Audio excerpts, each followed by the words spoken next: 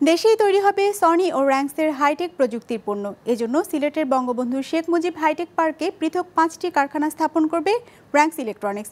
কারখানা নির্মাণের জন্য প্রতিষ্ঠানটিকে 32 একর জমি দিয়েছে বাংলাদেশ হাইটেক পার্ক কর্তৃপক্ষ, যেখানে প্রাথমিকভাবে $8 কোটি বিনিয়োগ করবে র্যাংস। ধাপে ধাপে বিনিয়োগের পরিমাণকে 3 গুণ বৃদ্ধির পরিকল্পনা রয়েছে প্রতিষ্ঠানটির। রোববার রাজধানীর একটি হোটেলে এ বিষয়ে সমঝোতার চুক্তি হয়েছে। টেলিভিশন, রেফ্রিজারেটর, এয়ার কন্ডিশন সহ বিভিন্ন ধরনের হোম অ্যাপ্লায়েন্স। দেশে এমন সব কনজিউমার পণ্যের বাজারের আকার প্রায় 2,500 কোটি টাকার, যা প্রতি বছরই উল্লেখযোগ্য হারে বাড়ছে। ক্রমবর্ধমান এই বাজারকে বিবেচনায় রেখে দেশে ইলেকট্রনিক্স পণ্য উৎপাদন ও সংযোজনের বিস্তার বাড়াতে চায় র্যাংস ইলেকট্রনিক্স লিমিটেড। এজন্য নতুন একটি কারখানা স্থাপন করবে প্রতিষ্ঠানটি, যার জন্য জমি মিলল সিলেটের বঙ্গবন্ধু হাইটেক পার্কে। Our vision for the future to turn Rangs Electronics is as one of the most innovative, creative, technology advanced companies coming out of Bangladesh. We are very hopeful that the construction of this project would begin by September 2021 this year. The initial project cost of this factory setup is around $80 million, but we plan to invest up to $150 million as and when required. রোববার rang ইলেকট্রনিক্সকে 32 acre জমি আনুষ্ঠানিকভাবে হস্তান্তর করে Bangladesh hi tech park কর্তৃপক্ষ।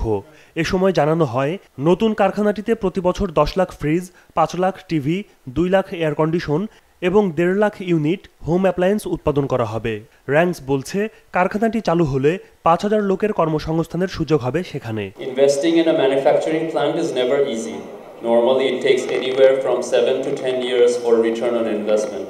We would ask the management of High-Tech Park Authority to support us in a few aspects. All the companies who have these approvals based on this SRO enjoy duty-free and VAT exemption on raw materials imports into Bangladesh.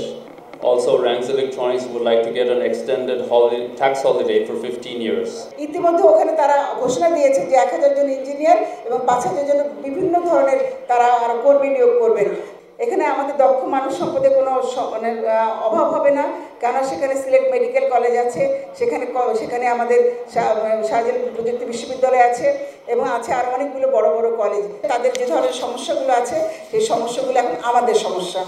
দেবকে এবং আমার partner, কাজে partner তো ভালো থাকলে আমিও ভালো থাকবো।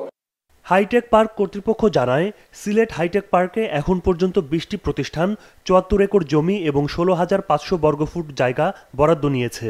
র্যাংস ইলেকট্রনিক্সের আগমনের মাধ্যমে দেশি বিদেশি অন্যান্য বড় প্রতিষ্ঠান সেখানে বিনিয়োগে আগ্রহী হবে বলে প্রত্যাশা আইসিটি বিভাগের। জাপান, কোরিয়া, ইউরোপ, আমেরিকা থেকে আমার বিশ্বাস যে বিনিয়োগের ঢল নামবে সিলেট শেখ মুজিব হাইটেক পার্কে। র্যাংসের আজকের এই চুক্তিতে তারা যে টার্গেটগুলো দিয়েছে সেগুলো প্রতিশ্রুতি যেন তারা সময়ের আগে পূরণ করতে পারে। চুক্তি অনুযায়ী আগামী 3 বছরের মধ্যে কারখানার নির্মাণ কাজ শেষ করার লক্ষ্য রয়েছে র্যাংস ইলেকট্রনিক্সের। ইমতিয়াজ হাসান, বিজনেস রিপোর্ট, মাছরাঙ্গা টেলিভিশন।